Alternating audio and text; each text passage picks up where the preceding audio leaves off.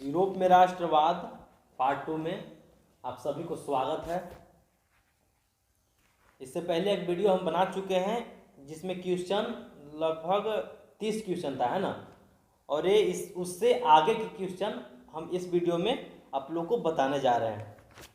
जो भी पिछला वीडियो मेरा नहीं देखा है उसका लिंक हम डिस्क्रिप्शन में दे देंगे, आप जाके पहले वो वीडियो देख लीजिएगा। उसके बाद का क्वेश्चन इस वीडियो में हम शेयर कर रहे हैं आपसे, ठीक ना। नोट्स निकाल लेते हैं। आप लोग भी कॉपी कलम लेकर बैठ जाइए। चलिए, बैठ गए? नहीं बैठे हैं तो बैठ जाइए जल्दी। चलिए, उससे आगे क्वेश्चन है ना।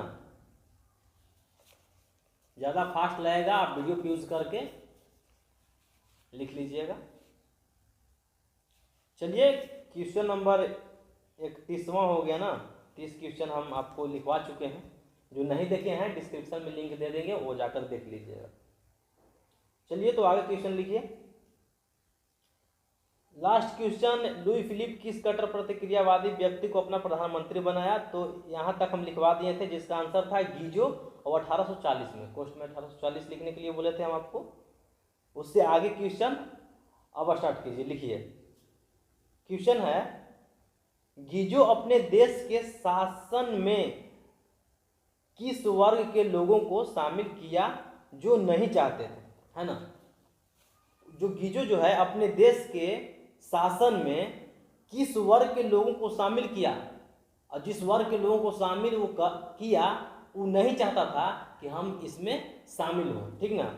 तो गीजो अपने देश के शासन में किस वर्ग के लोगों को शामिल किया जो नहीं चाहते थे? वो लोग कौन थे? सामंत वर्ग के लोग। सामंत वर्ग के लोग थे जो नहीं चाहते थे कि हम इसके शासनकाल में शामिल हों। अगला क्वेश्चन है 32वां, लुई फिलिप और गीजो के नीतियों के कारण पूरे देश की हालत कैसी हो गई? लुई फिलिप और गीजो के नीतियों के कारण पूरे देश की हालत कैसी हो गई? तो बेकारी और भूखमरी, है ना। बेकारी और भूखमरी। अगला क्वेश्चन है, फ्रांस में गरीबी, बेकारी और भूखमरी जैसी हालत के लिए वहां के लोगों के लिए किसे उत्तरदायी माने? फ्रांस में जो गरीबी, भूखमरी, बेकारी जो आ गया था, इसके लिए वहां के लोग ने किसे उत्तरदायी माना, है ना। किसी कारण नहीं हुआ ये सब? तो लुई फिलिप को। लुई फिलिप के कारण ही ऐसा भूखमरी, बेकारी, जर्जरी पैदा हो गई, है ना। इसका जिम्मेवार कौन था? Louis Philippe. फ्रांस के सुधारवादियों ने पेरिस में कब एक विशाल भोज का आयोजन किया था? फ्रांस के सुधारवादियों ने पेरिस में कब एक विशाल भोज का आयोजन किया था? इसका आंसर हो जाएगा 22 फरवरी 1848 ईस्वी में। 22 फरवरी 1848 ईस्वी में। अगला क्वेश्चन लिखिए, किसके नेतृत्व में पेरिस में विशाल सम्मेलन आयोजन की गई थी? किसके नेतृत्व में पेरिस में विशाल सम्मेलन, एक बहुत बड़ा सम्मेलन आयोजित की गई थी? तो इसका आंसर हो जाएगा थियर्स। थियर्स के नेतृत्व में। अगला क्वेश्चन, पेरिस में आयोजित की गई विशाल सम्मेलन से भयभीत होकर लुई फिलिप कब फ्रांस की राजगद्दी छोड़ दिया? सब भगौड़े शासक था, सब नहीं कुछ। पेरिस में आयोजित जो विशाल सम्मेलन हुआ था उससे भयभीत होकर लुई फिलिप कब फ्रांस की राजगद्दी छोड़ दिया? तो ये हो जाएगा 24 फरवरी 1848 ईस्वी को। 24 फरवरी 1848 ईस्वी को। अगला क्वेश्चन, लुई फिलिप फ्रांस की राजगद्दी छोड़कर कहाँ चले गए? अब राजगद्दी छोड़ के कहाँ जाएगा? जंगल में तो जाएगा नहीं, कहीं कोई देश में गया होगा। तो इसका भी उत्तर है इंग्लैंड। पिछला शासक भी इंग्लैंड गया था और यह भी इंग्लैंड ही चला गया। लुई फिलिप फ्रांस की राजगद्दी छोड़कर इंग्लैंड चला गया था। अगला, लुई फिलिप की गद्दी छोड़ने के बाद फ्रांस में गणतंत्र की घोषणा किसने की? लुई फिलिप की गद्दी छोड़ने के बाद फ्रांस में गणतंत्र की घोषणा किसने की? National assembly. इसका उत्तर होगा नेशनल असेंबली। नेशनल असेंबली कितने उम्र के सभी वयस्क पुरुषों को मत देने का अधिकार दिया? जो नेशनल असेंबली था वो कितने उम्र के लोगों को, वयस्क लोगों को मत देने का अधिकार दिया? तो 21 वर्ष के जो वयस्क लोग थे उन्हें मत देने का अधिकार मिला। अगला क्वेश्चन है, फ्रांस में सुधारवादियों का नेता कौन थे? जो सुधार चाहते थे, फ्रांस में सुधारवादियों का नेता कौन थे? ये आंसर हो जाएगा लुई ब्ला। अगला क्वेश्चन है, फ्रांस में गणतंत्रवादियों का नेता कौन थे? सबके नेता कैटेगरी अलग अलग, सब ये सुधारवादी के अलग, अब गणतंत्रवादी के अलग। फ्रांस में गणतंत्रवादियों का नेता कौन थे? जिसका आंसर हो जाएगा लामार्टिन। लमहर्टिन नहीं, लामार्टिन। अगला क्वेश्चन, नामे सुन के मजा आता है इतिहास के, है ना? नामे इतना बढ़िया बढ़िया रहता है ना कि बोले में जीभ के ऐंठन छूट जाता है। अब चाइनीज नाम तो आ जाते वो तो जीभों को सोचता है कि कैसे मुड़े कि चाइनीज नाम निकल जाएगा। अगला क्वेश्चन है, जब सुधारवादियों और गणतंत्रवादियों में विवाद उत्पन्न हुआ तब किसे फ्रांस का शासक बनाया गया? ये देखो, अब सुधारवादी और गणतंत्रवादी, सुधारवादी के नेता कौन थे? लुई ब्ला, और गणतंत्रवादी के नेता लामार्टिन, है ना?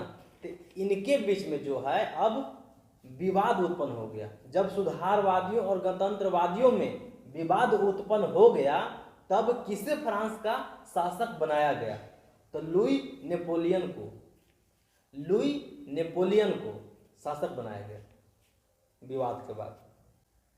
अगला क्वेश्चन है, राष्ट्रवाद से प्रेरित होकर सबसे पहले किस देश के लोगों ने अपने बिखरे हुए भागों को संगठित किया? ठीक ना, राष्ट्रवाद से प्रेरित होकर किस देश के लोगों ने सबसे पहले अपने बिखरे हुए भागों को एकत्रित किया? ठीक ना, तो राष्ट्रवाद कहते किसको है? राष्ट्रवाद मतलब कि जो संकुचित विचारधारा है, जिस देश के लोगों को, जिस देश में हम रह रहे हैं वहाँ के लोगों को जो संकुचित विचारधारा है वो त्याग कर जो क्या बोलते हैं, अपने राष्ट्र के शान के लिए, मान के लिए मर मिट जाने की जो सोच है, ऐसी विचारधारा है, ऐसी विचारधारा को ही, ऐसी पवित्र विचारधारा को ही राष्ट्रवाद कहते हैं, जो राष्ट्र के प्रति हर समय हर संभव समर्पित हो। ठीक ना, तो सबसे पहले किस देश के लोगों ने अपने बिखरे हुए भाग को, टुकड़ों को, उसे एकत्रित किया? अब जागरूक हो गया, राष्ट्रवाद के नाम से, राष्ट्रवाद से प्रेरित होकर जागरूक हो गया और अब चाहा कि हम अपने जितने भी बिखरे हुए भाग है उसको इकट्ठा करें और एक संपूर्ण राष्ट्र का निर्माण करें। तो वो सबसे पहला देश था इटली। इटली का जो मैंने बहुत से जो भाग थे वो सब बिखरे हुए थे, ठीक ना, उसको सम्मिलित किया एक में। अगला क्वेश्चन है, इटली के राष्ट्रवादियों ने अपने देश का एकीकरण के लिए कौन सा क्रांतिकारी संगठन बनाए थे? इटली के राष्ट्रवादियों ने अपने देश के एकीकरण के लिए कौन सा क्रांतिकारी संगठन बनाए थे? तो उस संगठन का नाम था कार्बोनारी। अगला क्वेश्चन है, इटली वासियों ने कार्बोनारी नामक संगठन का निर्माण कब किया? इटली वासियों ने कार्बोनारी नामक संगठन का निर्माण कब किया? तो इसका आंसर हो जाएगा 1820 ईस्वी में। 1820 ईस्वी में कार्बोनारी नामक संगठन, है ना, कार्बोनारी नामक क्रांतिकारी संगठन का सबसे सक्रिय और सर्वाधिक लोकप्रिय सदस्य कौन थे? कार्बोनारी नामक क्रांतिकारी संगठन का सबसे सक्रिय और सर्वाधिक लोकप्रिय सदस्य कौन थे? तो जोसेफ मेजनी। आंसर होगा जोसेफ मेजनी, है ना। अगला क्वेश्चन, इटली के एकीकरण का पहला चरण किसने प्रारंभ किया? इटली के जो एकीकरण उसका शुरुआत, उसका पहला चरण किसने प्रारंभ किया? तो जोसेफ मेजनी, क्योंकि यही लोकप्रिय, सर्वाधिक लोकप्रिय और सबसे सक्रिय, मैंने एक्टिव, कुछ काम में कहो तो चलिए, तो वही जोसेफ मेजनी। इटली के किस क्रांतिकारी का पूरा विश्वास अपने देश की युवा शक्ति पर थे? इटली के किस क्रांतिकारी नेता का पूरा विश्वास अपने देश की युवा शक्ति? असली नेता वही है जो युवा शक्ति को पहचान जाए। नहीं तो देख रहे हैं ना अभी, युवा शक्ति सबसे राजनीति में सर्वश्रेष्ठ शक्ति है। वो जिधर मुड़ जाएगा हवा उधरे बहेगा।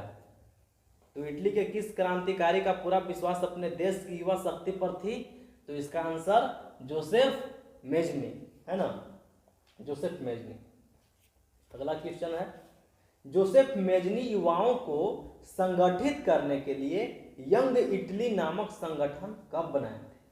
एक संगठन बना यंग इटली, युवा इटली, है ना। तो जोसेफ मेजनी युवाओं को संगठित करने के लिए यंग इटली नामक संगठन का निर्माण कब किए? तो 1831 में, 1831 में। अगला question, Joseph Mazzini young Europe नामक संगठन का निर्माण कब किए? जोसेफ मेजनी यंग यूरोप नामक संगठन का निर्माण कब किए थे? तो इसका आंसर हो जाएगा 1834 ईस्वी में, 1834 ईस्वी में। इटली का एकीकरण के समय सबसे शक्तिशाली राज्य कौन था? इटली के एकीकरण के समय सबसे शक्तिशाली राज्य कौन था वहां के? सार्डिनिया पिडमाउंट, सार्डिनिया पिडमाउंट, है ना। अगला क्वेश्चन इसी के साथ, उस समय सार्डिनिया पिडमाउंट का शासक कौन थे? उस समय सार्डिनिया पिडमाउंट का शासक कौन थे? तो राजा विक्टर इमैनुअल, राजा विक्टर इमैनुअल, है ना। अगला क्वेश्चन, राजा विक्टर इमैनुअल इटली का एकीकरण के उद्देश्य से किस व्यक्ति को प्रधानमंत्री बनाए? राजा विक्टर इमैनुअल इटली के एकीकरण अच्छा से हो, इसके लिए, इस उद्देश्य से किस व्यक्ति को प्रधानमंत्री बनाए? तो काउंट काबूर, काउंट काबूर, है ना। अगला क्वेश्चन है, काउंट काबूर प्रधानमंत्री बनने के बाद इटली का एकीकरण के लिए कौन सा चरण प्रारंभ किए? काउंट काबूर प्रधानमंत्री बनने के बाद इटली का एकीकरण के लिए कौन सा चरण प्रारंभ किए? तो दूसरा चरण, ठीक ना। पहला चरण तो प्रारंभ कर ही दिए थे, ये दूसरा चरण स्टार्ट किए। काउंट काबूर किस देश से सीमा संबंधित विवाद उत्पन्न किए? काउंट काबूर किस देश से सीमा संबंधित विवाद उत्पन्न किए? तो ऑस्ट्रिया के साथ, है ना, ऑस्ट्रिया। ऑस्ट्रिया और पिडमाउंट के बीच सीमा संबंधी विवाद के कारण कब संघर्ष हुआ? ऑस्ट्रिया और पिडमाउंट के बीच जो सीमा विवाद था उससे संबंधित कब संघर्ष हुआ? तो इसका आंसर हो जाएगा आपको 1859 से लेके 1860, 1859-1860 ईस्वी में। काउंट काबूर ऑस्ट्रिया को पराजित करके कौन से बड़े राज्य पर अधिकार कर लिए? काउंट काबूर जो हैं सार्डिनिया पिडमाउंट के थे ना, तो वो ऑस्ट्रिया को पराजित करके कौन से बड़े राज्य पर अधिकार किए? तो लोम्बार्डी, लोम्बार्डी। इटली और जर्मनी के एकीकरण के खिलाफ कौन था? इटली और जर्मनी के एकीकरण के खिलाफ कौन था? तो इसका आंसर हो जाएगा ऑस्ट्रिया, ठीक ना, ऑस्ट्रिया। अगला क्वेश्चन है,